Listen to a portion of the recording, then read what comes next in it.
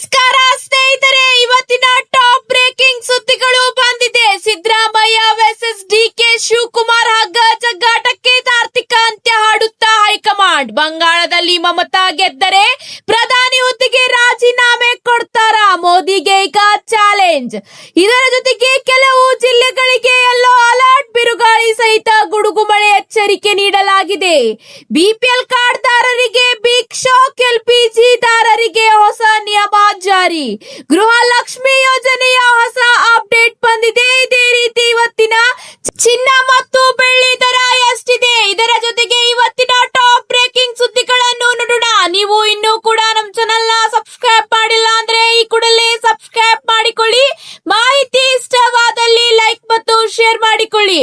ಹಾಗಾದ್ರೆ ಬನ್ನಿ ವೀಕ್ಷಕರೇ, ಮೊದಲನೆಯ ಒಂದು ಟಾಪ್ ಸುದ್ದಿ ಏನೆಂದು ನೋಡೋಣ. ಪಶ್ಚಿಮ ಬಂಗಾಳ ವಿಧಾನಸಭಾ ಚುನಾವಣೆ ಎರಡನೇ ಹಂತದ ಮತದಾನದ ನಡುವೆ ರಾಜಕೀಯ ವ್ಯಾಕ್ಯುತ್ಯ ತಾರಕ್ಕೇರಿದೆ. ಹೌದು, ಮೇ 4ರಂದು ಪಶ್ಚಿಮ ಬಂಗಾಳದಲ್ಲಿ ಮಮತಾ ಬ್ಯಾನರ್ಜಿ ಮತ್ತು ಟಿಎಂಸಿ ಗೆದ್ದರೆ ಪ್ರಧಾನಿ ತಮ್ಮ ಸ್ಥಾನಕ್ಕೆ ರಾಜೀನಾಮೆ ನೀಡಬೇಕು ಎಂದು ತೃಣಮೂಲ ಕಾಂಗ್ರೆಸ್ ರಾಜ್ಯಸಭಾ ಸಂಸದರು ಈಗ ನರೇಂದ್ರ ಮೋದಿಗೆ ಬಹಿರಂಗ ಸವಾಲು ಹಾಕಿದ್ದಾರೆ.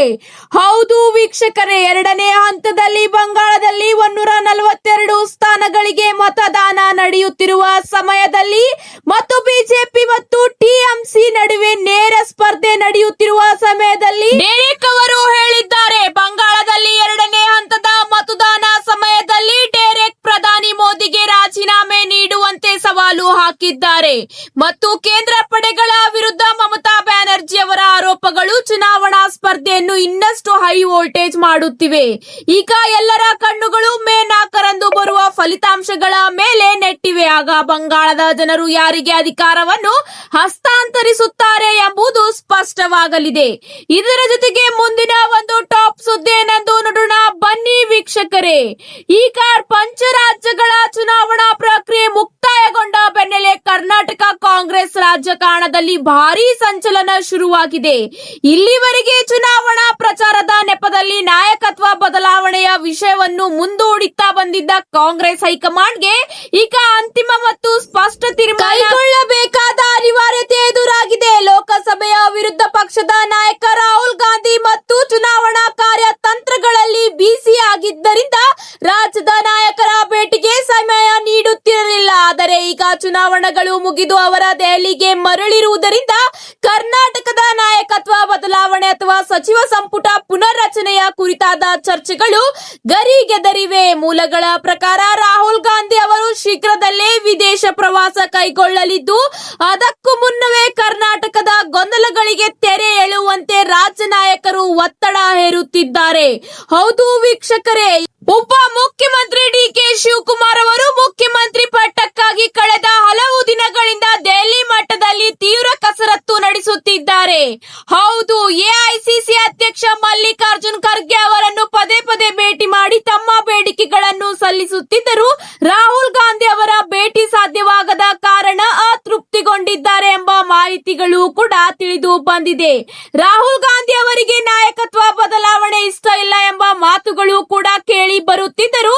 ಶಿವಕುಮಾರ್ ಮಾತ್ರ ತಮ್ಮ ಪಟ್ಟು ಸಿಡಿಸಿಲ್ಲ. ಈ ವಾರ ಮತ್ತೊಮ್ಮೆ ದೆಹಲಿಗೆ ತೆರಳಿ ರಾಹುಲ್ ಗಾಂಧಿ ಅವರನ್ನು ಭೇಟಿ ಮಾಡಲಿದ್ದಾರೆ ಎಂಬ ಮಾಹಿತಿಯೂ ಈಗ ತಿಳಿದು ಬರುತ್ತಿದೆ.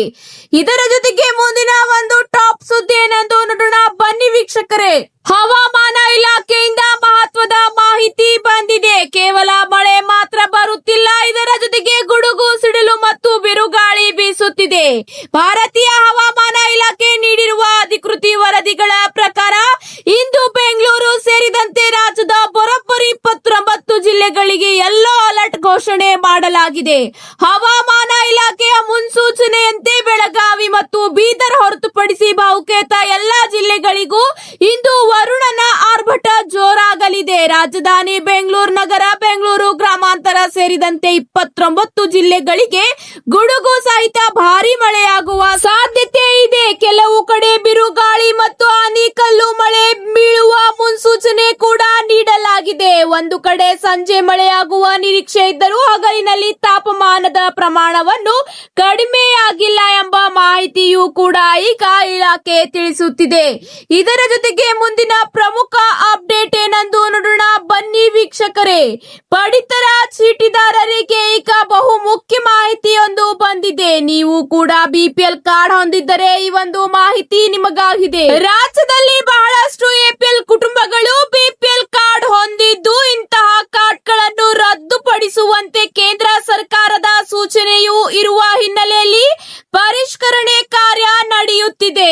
ಈ ಪ್ರಕ್ರಿಯೆಯಲ್ಲಿ ಯಾವುದೇ ಅರ್ಹ ಕುಟುಂಬಗಳ ಕಾರ್ಡ್ಗಳು ರದ್ದಾಗಿದ್ದರೆ ಅಂತವರು ತಹಶೀಲ್ದಾರ್ಗೆ ಅರ್ಜಿ ಸಲ್ಲಿಸಿದರೆ ಮತ್ತೆ ನೀಡಲಾಗುವುದು. ಹೌದು, 15 ದಿನಗಳಲ್ಲಿ ಮತ್ತೆ ನಿಮ್ಮ ಬಿಪಿಎಲ್ ಕಾರ್ಡ್ ನಿಮಗೆ ವಾಪಸ್ ಸಿಗುತ್ತದೆ.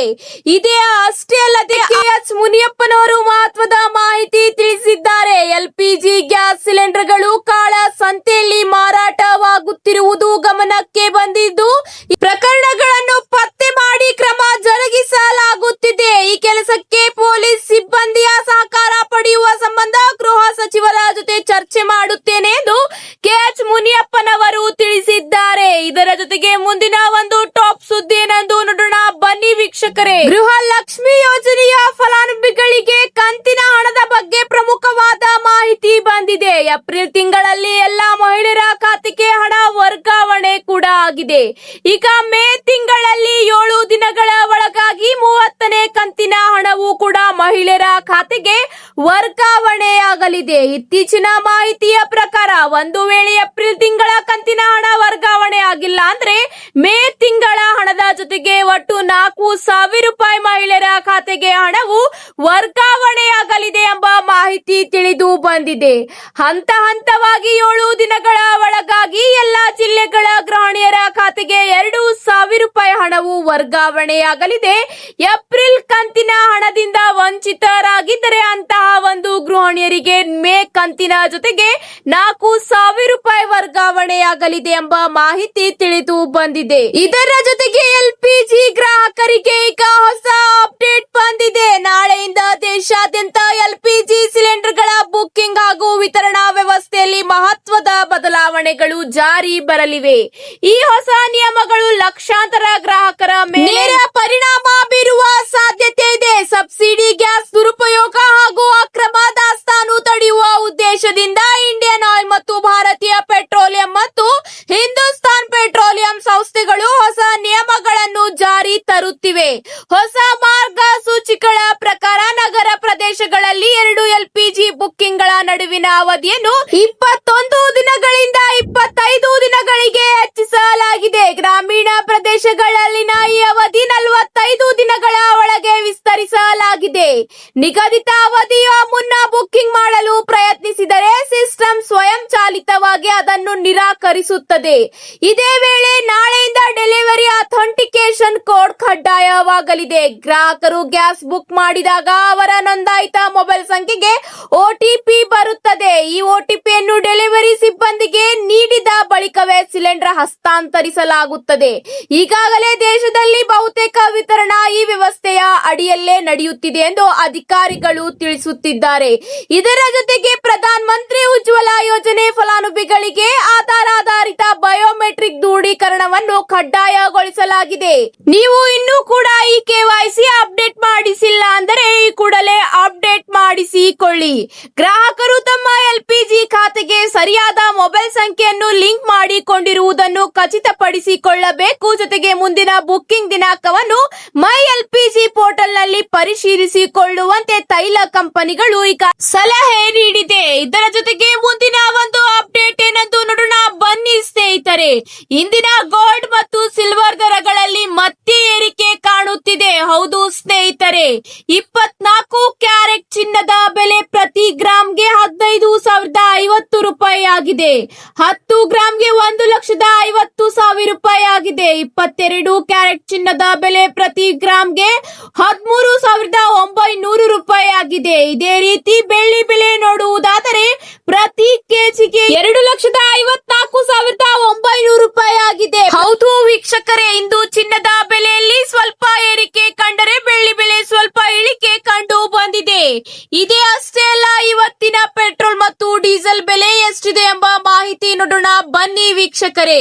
ಇಂದು ಪೆಟ್ರೋಲ್ ಮತ್ತು ಡೀಸೆಲ್ ಬೆಲೆಯಲ್ಲಿ ಯಾವುದೇ ಬದಲಾವಣೆ ಮಾಡಲಾಗಿಲ್ಲ. ಬೆಲೆಯು ಸ್ಥಿರವಾಗಿದೆ. ಇಂದಿನ ದರ ನೋಡುವುದಾದರೆ ಪೆಟ್ರೋಲ್ ದರ ಬೆಂಗಳೂರಿನಲ್ಲಿ ತೊಂಬತ್ತು ಪ್ರತಿ ಲೀಟರ್ಗೆ ಸಿಗುತ್ತಿದ್ದರೆ ಡೀಸೆಲ್ ಬೆಲೆಯು ಬೆಂಗಳೂರಿನಲ್ಲಿ ಸುಮಾರು 90.99 ಪ್ರತಿ ಲೀಟರ್ಗೆ ಸಿಗುತ್ತಿದೆ. ಇಂದಿಗೂ ದರದಲ್ಲಿ ಯಾವುದೇ ದೊಡ್ಡ ಏರಿಕೆಯಾಗಿಲ್ಲ ಎಂಬ ಮಾಹಿತಿ ತಿಳಿದು ಬಂದಿದ್ದು, ಕೆಲವು ರಾಜ್ಯಗಳಿಗೆ ಹೋಲಿಸಿದರೆ ಸಣ್ಣ ಮಟ್ಟದ ಬದಲಾವಣೆ ಮಾತ್ರ ಇರುತ್ತದೆ. ಇವತ್ತಿಗೆ ಇಷ್ಟೇ ವೀಕ್ಷಕರೇ, ಮತ್ತೆ ಸಿಗೋಣ ಹೊಸ ಅಪ್ಡೇಟ್ ಜೊತೆಗೆ. ಮಾಹಿತಿ ಇಷ್ಟವಾದಲ್ಲಿ ಲೈಕ್ ಮತ್ತು ಶೇರ್ ಮಾಡಿಕೊಳ್ಳಿ.